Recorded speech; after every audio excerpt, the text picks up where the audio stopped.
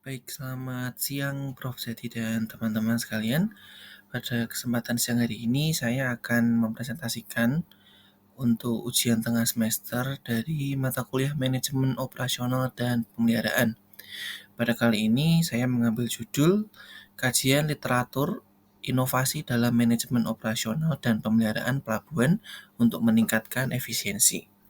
Saya Andrew Mas Hendro Tanto Putra dengan NIM 210 101 244 10013. Pada siang hari ini kita akan membahas beberapa hal, dimulai dengan introduction, kemudian dilanjutkan dengan deskripsi infrastruktur pelabuhan, yang ketiga program pemeliharaan rutin, yang keempat akan membahas mengenai regulasi, yang kelima akan membahas mengenai permasalahan, dilanjutkan dengan kebutuhan sumber daya, dilanjutkan dengan aspek pembiayaan, struktur organisasi, dan ditutup dengan kesimpulan. Kita masuk ke bagian yang pertama, yaitu introduction, di mana akan kita mulai dengan latar belakang. Pelabuhan adalah simpul utama dalam sistem logistik dan perdagangan, baik domestik maupun internasional. Efisiensi pelabuhan sangat mempengaruhi kelancaran distribusi barang. Namun, kompleksitas operasional, perubahan iklim, kerusakan struktural, hingga keterbatasan sistem digital menjadi tantangan yang nyata sehingga perlu kita atasi. Oleh karena itu, inovasi dalam manajemen operasional dan pemeliharaan menjadi kebutuhan yang mendesak dalam menjaga daya saing pelabuhan secara global. Sehingga tujuan kajian ini itu yang pertama, mengidentifikasi praktik inovatif dalam pemeliharaan pelabuhan. Yang kedua, menjelaskan peran teknologi dalam manajemen aset pelabuhan. Yang ketiga, merumuskan integrasi antara regulasi, sumber daya manusia, dan struktur organisasinya. Yang terakhir, memberikan rekomendasi strategis untuk efisiensi operasional. Masuk ke bagian yang pertama, yaitu deskripsi infrastruktur pelabuhan. Dapat dilihat di layar, ada dua gambar yang memperlihatkan ilustrasi dari bagian yang ada di infrastruktur pelabuhan. Ada gudang, ada dermaga, ada akses transportasi darat, ada kolam pelabuhan, dan alat-alat pendukung seperti alat berat, forklift, dan lain-lain. Komponen infrastruktur pelabuhan itu meliputi dermaga, kolam pelabuhan, gudang, crane sebagai alat berat, serta akses transportasi dari darat. Sehingga desain yang efisien itu harus mempertimbangkan keanekaragaman kapal dan jenis kargo yang akan berada di pelabuhan tersebut. Ditambah lagi sistem pendukung seperti navigasi, pencahayaan, dan fasilitas keamanan. Pelabuhan modern juga harus siap beradaptasi dengan dinamika logistik dan teknologi yang terus berkembang. Sehingga mengikuti perkembangan zaman sekarang, tantangan utama dalam pelabuhan itu adalah desain fisik, adalah ketahanan terhadap gelombang laut, arus pasang surut, dan resiko geologis. Desain tambatan harus mampu menjaga kestabilan kapal. Selain itu, kanal dan inlet pelabuhan juga harus mendukung navigasi yang aman. Perencanaan struktural pelabuhan perlu mempertimbangkan morfologi laut, faktor hidrodinamika, serta umur panjang dari infrastruktur pelabuhan. Di masa sekarang ini infrastruktur pelabuhan sekarang bertransformasi menuju ke smart port atau pelabuhan pintar. Pelabuhan masa kini diarahkan menjadi smart port, yaitu pelabuhan yang mengintegrasikan teknologi seperti IoT, digital twin, dan artificial intelligence. Teknologi ini memungkinkan monitoring kondisi pelabuhan secara real time, pemrosesan data besar untuk memprediksi adanya kerusakan, dan otomisasi dalam penjadwalan. Implementasi smart port dapat mengurangi downtime, mempercepat arus logistik, dan meningkatkan keamanan. Kita masuk ke bagian yang kedua, yaitu program pemeliharaan rutin. Di mana pemeliharaan pelabuhan ini melibatkan inspeksi struktur dermaga, pengerukan, perawatan alat berat, dan sistem teknologi informasi. Seluruh aktivitas ini harus terjadwal dan terdokumentasi menggunakan sistem CMMS atau Computerized Maintenance Management System. Sistem ini dapat membantu koordinasi lintas divisi, memantau aset, dan memastikan tidak terjadi overlapping atau kekosongan jadwal pemeliharaan. Infrastruktur kini tidak hanya menggunakan metode visual konvensional seperti pada umumnya, tetapi pada masa sekarang dapat menggunakan teknologi seperti digital twin yang memungkinkan adanya permodelan 3D dari struktur secara real time. Teknologi ini dapat membantu dalam mendeteksi adanya retakan, korosi akibat air laut, atau kerusakan tersembunyi yang tidak terlihat secara kasat mata. Sehingga dengan informasi ini, intervensi bisa dilakukan sebelum terjadinya kerusakan yang lebih fatal. Untuk pelabuhan ini karena letaknya di laut, sehingga pasti sangat berdampak dengan adanya sedimentasi. Sedimentasi yang menumpuk itu dapat mengurangi kedalaman kolam pelabuhan, sehingga dapat membahayakan navigasi kapal. Oleh karena itu, pengerukan rutin menjadi keharusan. Data hidrodinamik dan permodelan sedimentasi digunakan untuk menentukan kapan dan seberapa banyak sedimentasi harus dikeruk guna menjaga efisiensi operasional. Kemudian setelah disebutkan di masa sekarang itu telah berkembang berbagai macam jenis teknologi dan akan berdampak juga pada manajemen operasional dan pemeliharaan dari pelabuhan. Dapat menggunakan sensor cerdas dan sistem IoT atau Internet of Things yang akan memudahkan pemantauan kondisi alat dan struktur secara berkelanjutan. Data dari sensor ini memungkinkan pemeliharaan berbasis kondisi atau condition based maintenance, di mana perawatan dilakukan hanya ketika diperlukan, bukan sekadar mengikuti jadwal tetap. Hal ini dapat membawa pengaruh baik juga terhadap anggaran pemeliharaan yang dikeluarkan.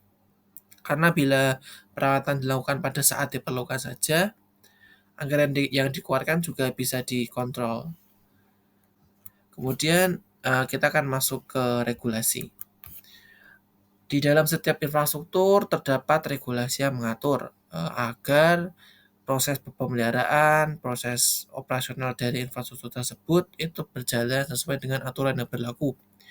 Sama halnya dengan pelabuhan.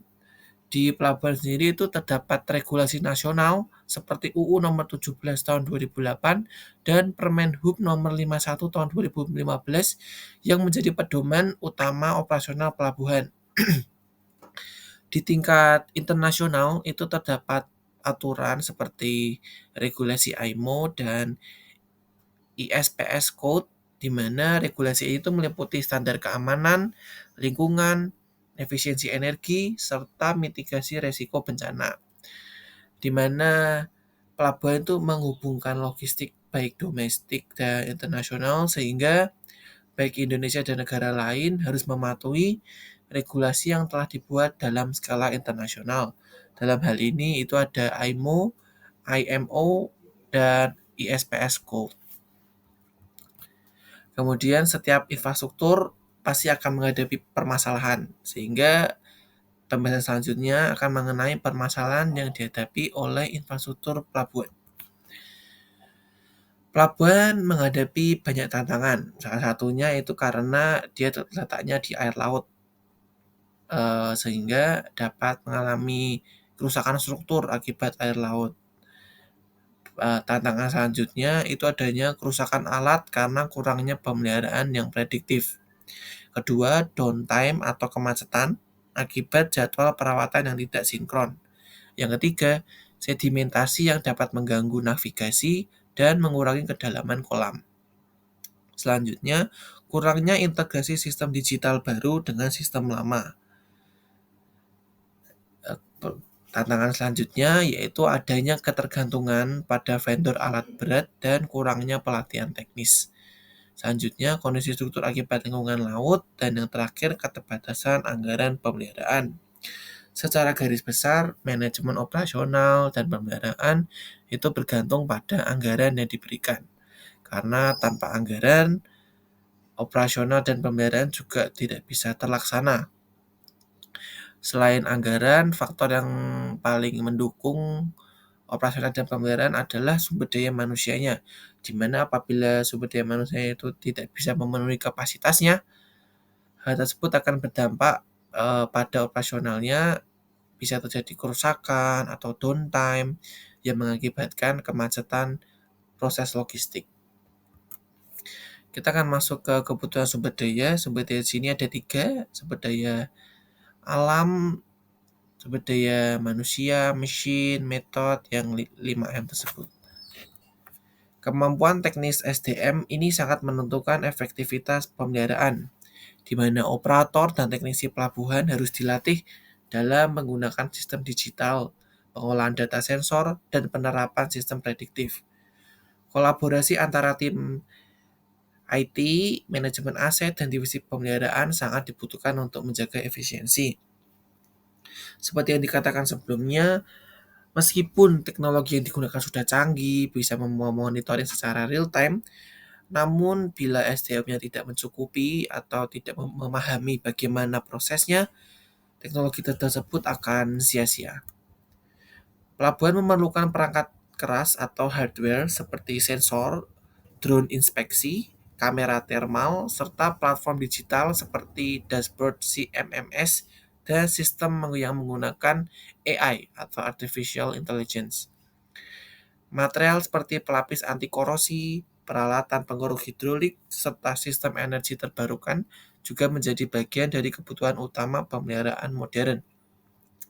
Karena zaman terus berkembang, mau tidak mau, seluruh infrastruktur termasuk pelabuhan harus mengikuti perkembangan zaman, termasuk dari penerapan teknologi. Dan hal tersebut memerlukan adanya tambahan perangkat atau hardware seperti yang telah disebutkan, seperti sensor untuk pemantauan secara real time, ada drone, dan lain-lain. Dan pastinya semua itu memerlukan anggaran. Sehingga seperti yang disampaikan sebelumnya, bahwa anggaran itu memegang peranan paling penting dalam manajemen operasional dan pemeliharaan. Sekarang kita akan masuk ke bagian aspek pembiayaan. Seperti yang disampaikan sebelumnya, pembiayaan atau anggaran itu menjadi penentu dalam manajemen operasional dan pemeliharaan.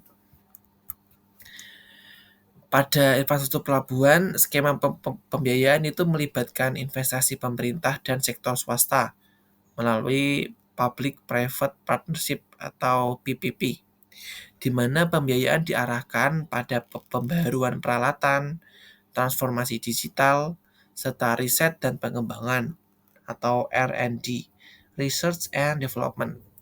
Dana operasional juga dialokasikan untuk penggantian komponen yang usang dan pengembangan energi hijau. Di sini terdapat kata energi hijau. Di dalam infrastruktur mungkin yang sudah awam didengar adalah masalah green building, di mana bangunan tersebut difokuskan sebagai pengembangan energi hijau atau agar dapat menjaga lingkungan sekitar. Dan perlu diperhatikan bahwa setiap infrastruktur itu harus memperhatikan lingkungan sekitarnya, karena akan berdampak pada hal lainnya. Sehingga di sini anggaran sangat-sangat memegang peranan penting dalam proses operasional dan pemeliharaan. Kemudian masuk ke bagian struktur organisasi, di mana yang pastinya tiap pelabuhan itu terdapat organisasi yang mengatur. Karena kalau tidak terdapat organisasi yang mengatur, pelabuhan tersebut mungkin operasionalnya akan berantakan. Struktur pelabuhan itu biasanya terdiri dari otoritas pelabuhan seperti pengambil kebijakan, didukung divisi operasional, teknik, pemeliharaan, dan logistik. Masing-masing divisi ini memiliki fungsi yang jelas dan terintegrasi melalui sistem informasi manajemen aset. Unit R&D dan komite resiko juga berperan dalam inovasi dan pengawasan. Pelabuhan yang beroperasi melalui kolaborasi antara KSOP, Bea Cukai, imigrasi, karantina, dan lembaga pengawasan lainnya. Kelembagaan ini memastikan bahwa seluruh kegiatan pelabuhan berlangsung sesuai standar keselamatan, hukum, dan efisiensi operasional. Koordinasi antar lembaga ini menjadi kunci untuk mengurangi adanya konflik dan hambatan. Seperti yang disebutkan bahwa pelabuhan ini diatur oleh berbagai macam divisi, sehingga memerlukan platform atau situs yang dapat mengintegrasikan. Disebutkan sebelumnya ini bisa menggunakan sistem CMMS, sehingga progres atau pekerjaan yang dilakukan oleh masing-masing divisi ini dapat dilihat oleh semua pihak. Kemudian kita masuk ke bagian akhir, yaitu kesimpulan. Inovasi dalam manajemen operasional dan pemeliharaan pelabuhan tidak lagi menjadi pilihan, melainkan sebuah kebutuhan dan wajib dilaksanakan. Penggunaan teknologi digital, penguatan kelembagaan, pengembangan SDM, dan dukungan regulasi menjadi fondasi untuk menciptakan pelabuhan yang tangguh, efisien, dan kompetitif secara global. Sekian presentasi dari saya. Apabila ada kesalahan, terima kasih dan selamat siang.